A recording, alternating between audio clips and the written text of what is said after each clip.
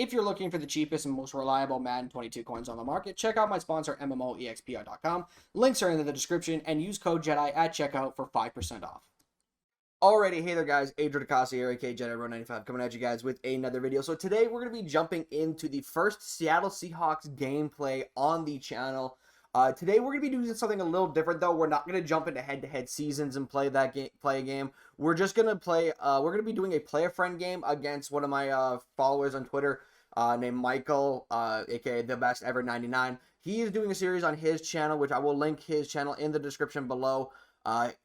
He's doing a series on his channel where he wants to play with his Ravens theme team against all theme teams on Xbox.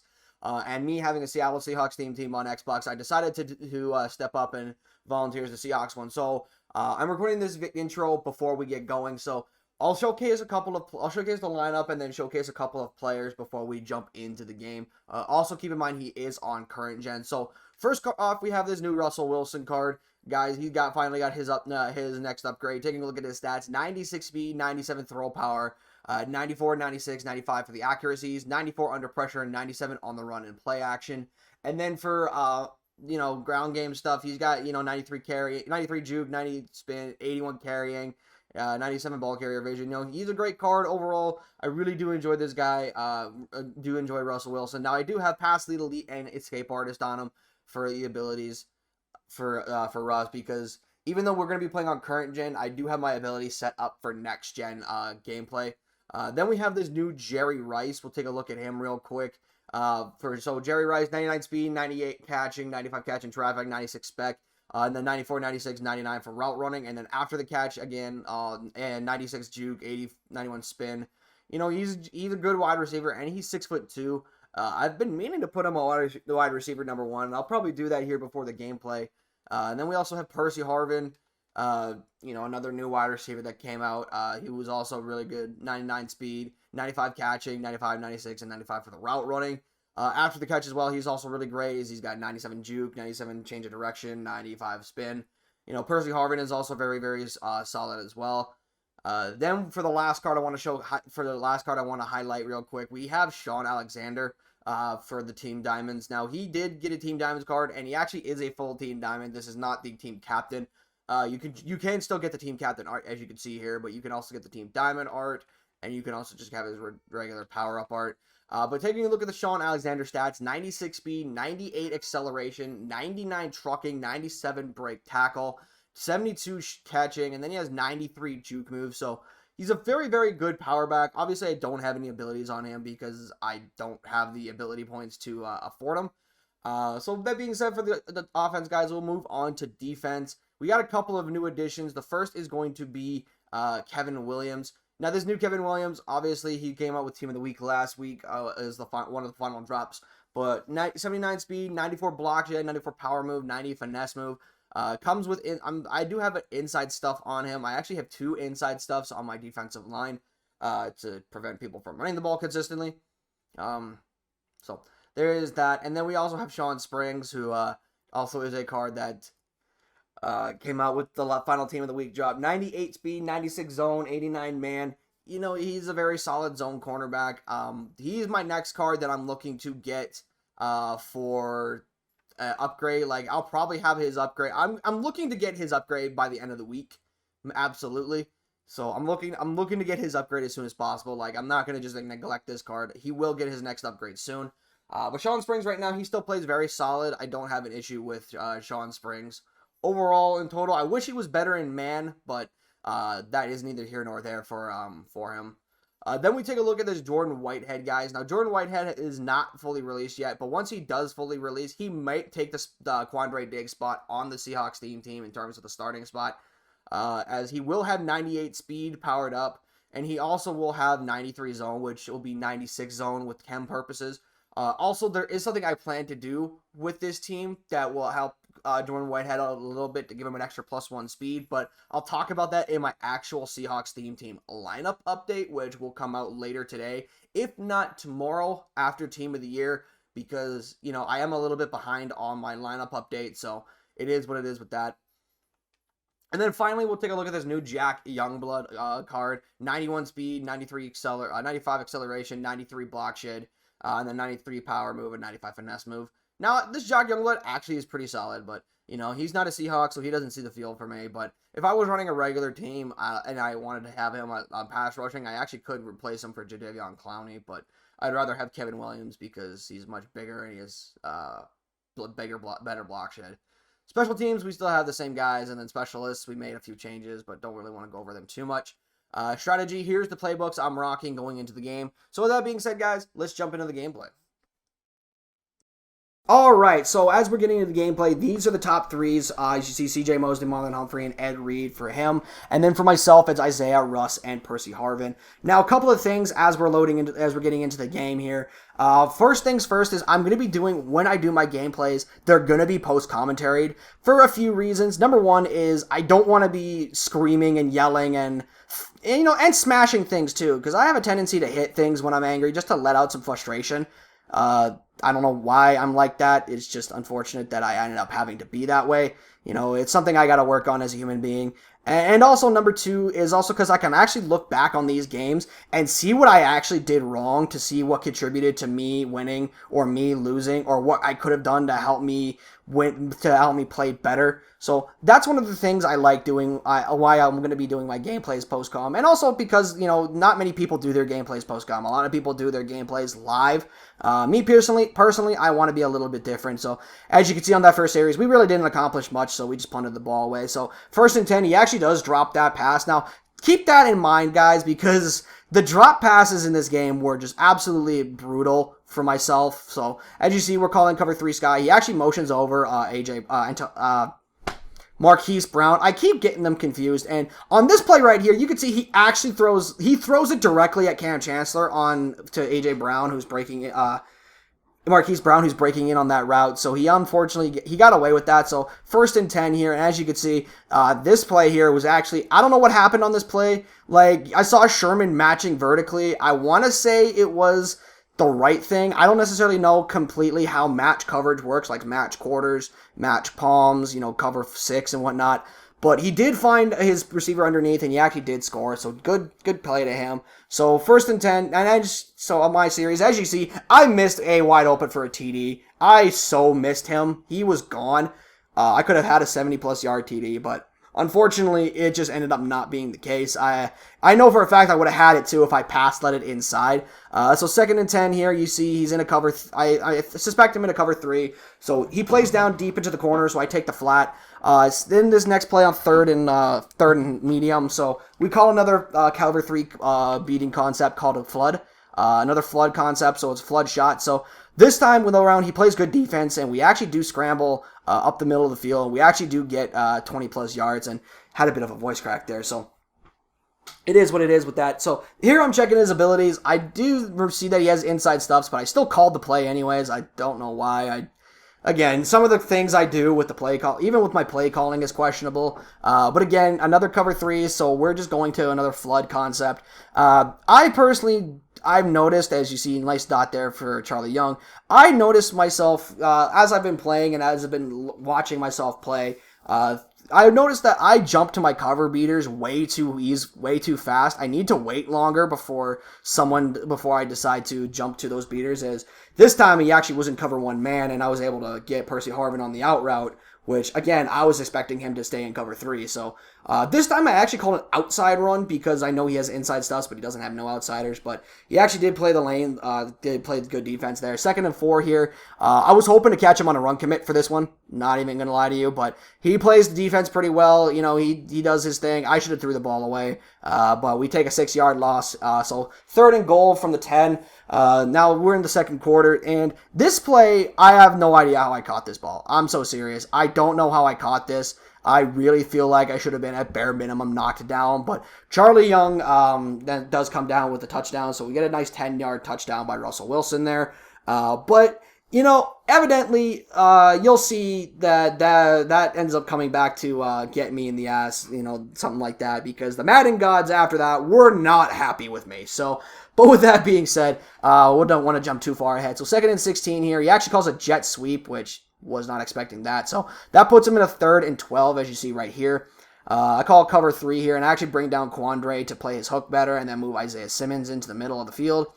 So I'm in cover 3, but he's motioning over A.J. Brown, so I actually shift into a Tampa 2. But unfortunately, the pass rush doesn't get there. He actually has a lot of time to throw. He had the deep crosser too on the other side, but he took the left sideline, which was a good play, which was a good pass there. The pass rush just didn't get home, and when you have that long in the pocket, you're gonna find somebody downfield. It's just natural. It's just how the football is. And also just how frustrating this game can be because pass rush is inconsistent. But the pocket collapsed again that time. Clowney got the sack, so he got no huddles here. So we go into a 2nd and 16. And this play right here, this is one of the, I don't even understand what happened on this one. So Flacco, he throws this ball over a deep half, and Richard Sherman is supposed to be playing there. Like, he is supposed to be taking anything in that deep area, but for some reason, Richard Sherman just doesn't do anything, and he just stands there and watches the ball go over his head. So, unfortunately, we give up a big pass, and it only gets worse from there. So, he finds a nice corner route there against cover 6, and now we're on the goal line, 1st and goal. He actually is down to 8 seconds on the clock because he took a little bit to pick his play, but he does run commit. He does go to the right, and I actually do run commit right. So there is that. But then this next play here, he actually does go to the other side. I was expecting another stretch to the right, but he goes left, gets the score. He actually outsmarted me, which isn't hard to do because I have the IQ of a fucking walrus. But anyways, that's enough about that. So, but there are some things I also do want to touch on when I do these post-com gameplays. There's just things I do want to talk about like when I'm doing my gameplays that ultimately make me just, make me more of a reason to incentivize why I want to do these. I can just talk about whatever and, just think about whatever and, stuff of that nature. And that's why I like doing these. And I'm going to say this to you guys as well. If you guys want to do gameplays with me, just hit me up on Twitter. I got no problem doing gameplays with you. I got no problem matching up against you guys. I'm always willing to play. I'm always willing to, play against people to learn how to beat certain things and, what needs to be done what adjustments I need to make against certain plays as well. So that being said, so this time, I don't know what I thought here. I actually had a feeling it was in man, but this play right here, I have nobody to blame but myself. I threw it directly at Eric Weddle. My thought was I could get it over him because Eric Weddle's like 5'10" or something like that. Now, I actually think he's 6 feet. So I thought I could get it over Eric a little bit, but unfortunately I didn't. So I actually throw the pick 6, which sucks. So that's my own fault. And on this play here, you see edge threat just completely massacres Walter Jones. And on the very next play, Tony Pacelli gets massacred by edge threat, but I was able to get out of the pocket and throw the ball away. So unfortunately, I was unable to find the clip for the 3rd down conversion, but we did convert on 3rd down and we moved the chain. So next play, we're going to take the flat here off to the sideline. So 54 seconds left on the clock. We still have the ability to if we get a score here before halftime, it's not the worst thing in the world. So, but on this play here, I don't know what happened. Honestly, I want to say, this set out of range, but keep in mind that Russell Wilson has 97 throw power. So, Russell Wilson has 97 throw power, and he was out of range, but that pass was no more than, maybe 25 yards downfield. The only way that's out of range is that that's Drew Brees throwing the ball with 75 throw power. That's just to me makes the most sense. But yeah, the worst was yet to come. By the way, that was not it. There was more to come. So on this play here, though, he actually does hit me up under. He actually does hit underneath with Flacco. He actually does hit Hester underneath on the in route. So nice pass there. He does call a timeout, obviously, trying to get in field goal range. But this was the play. This play right here, this was the when I just checked out. This is when I was just done. I was just fried at this point because he throws this. Now, he admitted to me, and you see here, he caught that. He caught that for a touchdown. I don't know how. I don't know why. I refuse to accept the fact that it was a touchdown, but unfortunately it was. But he messaged me after that happened that he actually pressed the wrong button, which that was my first guess that is what happened, but, it is what it is. He ended up scoring, so... again, I thought he was in cover 3, but he actually ended up in cover 2 that time. But, Devin Hester did catch it along the sideline, but I'm going to be straight up honest to you guys. That was not where I went to go with the ball. I was trying to hit Charlie Young. But luckily it didn't because I would have thrown a pick one play later.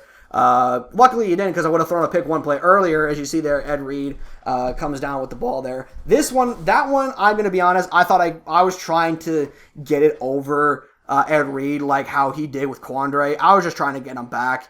I got so focused on doing that, and believe me, guys, it gets worse. So this is probably the low point of this game. So as you can see, we're in Tampa 2. Now he plays this. Now Quandre plays this actually, but it bounces up in the air. Isaiah Simmons doesn't go after the ball, and Hester catches it, and it goes down at the 21-yard line. 1 second on the clock, man. At this point, I was hitting things. I was just so frustrated with this game at this point that I was losing. I lost my mind. And like I said, I was mentally checked out after that first touchdown over Quandre Diggs, but after that happened, I was officially honestly, I'm going to be completely, if we weren't playing this for content, or we weren't playing this just for a friendly, I would have left this game. I would have left the game after the first touchdown. I would have left the game right after that. But because this was a friendly game, and this was a game against somebody I give a crap about, then, I stayed in the game and I kept playing because, who knows? Maybe I can come back, And the thing is, looking at the time on the clock, it's still doable. If we force a turnover, it's not like the game is done, right? There's still lots to go. And ultimately, lo and behold, that's exactly what we do on this drive. Clowney actually gets a strip on Flacco. Now, it does say strip specialist fumble, but Clowney does not have any abilities, so I have no idea what happened. I want to say it was just a strip fumble, and they called it a strip specialist fumble because, I don't know. But as you see, we hit Devin Hester on the corner route here. Probably should have got played on that one, but you know what? At this point, I didn't give a crap. I was just looking to score by any means necessary, and you see Edge threat again just wrecking my life. We ended up missing a little bit of a cut there. I don't know if it really affected anything, but 2nd and 21 here. He actually only sends 3 this time. Now, I originally should have threw this ball away, but looking up, if you actually did notice, I did have R1 open for a TD right afterwards, so RB open right for a TD, and I didn't even notice that till right now. So again, we roll out, and this pass was just terrible. And I just want to remind you guys that Russell Wilson has a 97 throw on the run, right? 97, which means he's only 2 points away from the max rating you could have for throw on the run. And this was just the sealer here for me and with my sanity. This was just, every shred of sanity I had left at that moment was gone. The fact that we had another drop and this one led to a pick. Meanwhile, I was getting frustrated. He's getting the ability to jump over 3 fucking defensive backs and get a touchdown. Meanwhile, I'm getting slightly bumped by Sean Alexander. Sean Alexander is getting slightly bumped, and he ends up getting a pick. And I understand Sean Alexander has 72 catching, but it's the principle of the matter I was more focused on, right? The fact that I was not upset about upset about the fact that he didn't hold on to the ball. I was upset about the fact that, earlier he threw it into triple coverage and he got away with it. Meanwhile, I make that throw and and it's one of the reasons I held off to play playing this game in making gameplays on this game, because of the fact that this game just rewards bad reads a lot of the times. And I'm not saying Mike, this guy, best ever, is terrible. I'm not saying he's bad. But it's just, when it comes to stuff like that, it's a microcosm of the problems I have with this game and why this game is borderline unplayable some days.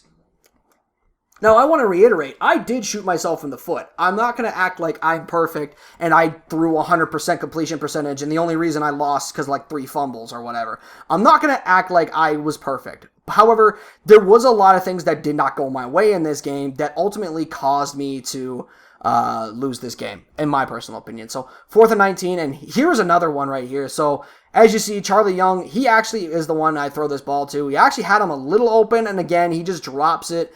And I know you're probably thinking he probably wouldn't have gotten the first down anyways because he would have got tackled. That may be, but you never know unless the ball is caught, right?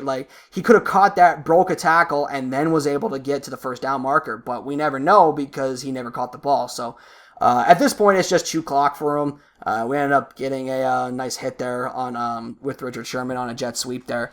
2nd and 3 here, goes for another pass, goes for a play action. I think this was PA flood shot. I'm absolutely certain it was. I don't know if Isaiah Simmons should have picked that, but he was there a little bit late for the game, but it is what it is with that. But he does go back.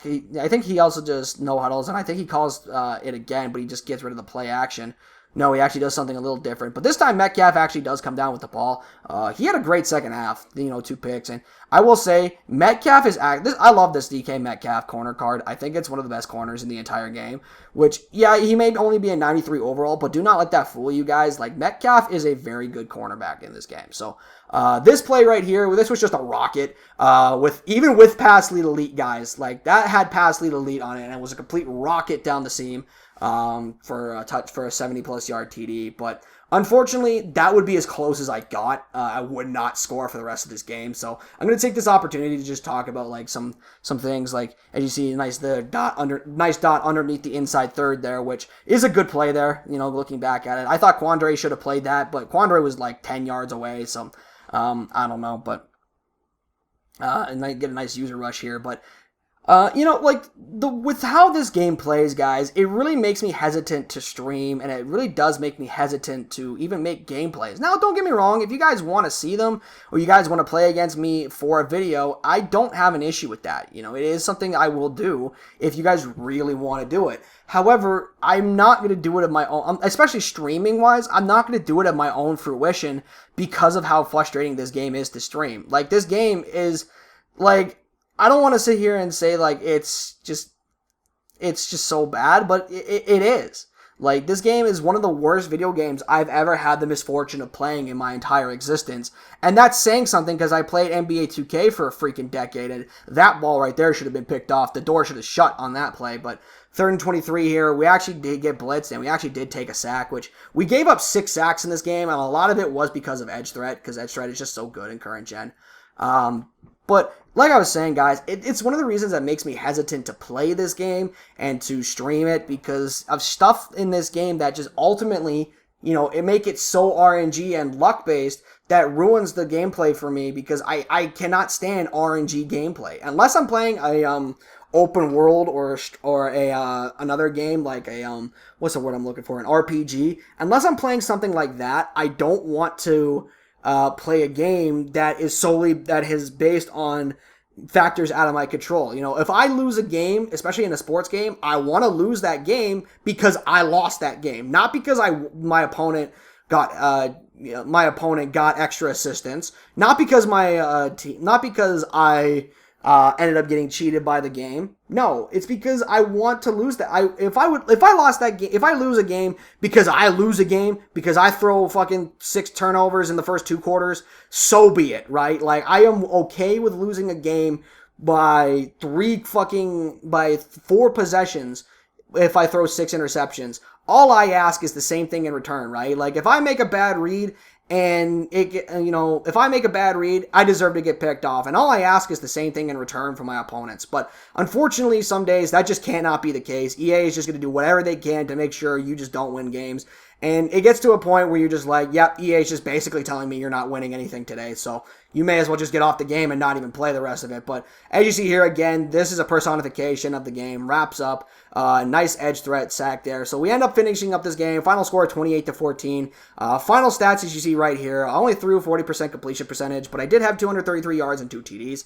But the stats I really wanted to focus on that really ultimately cost me this game was the drops. As you see, 2 drops for Charlie Young, 1 for Hester, Harvin, and Alexander, and Quandre dropped 2 picks compared to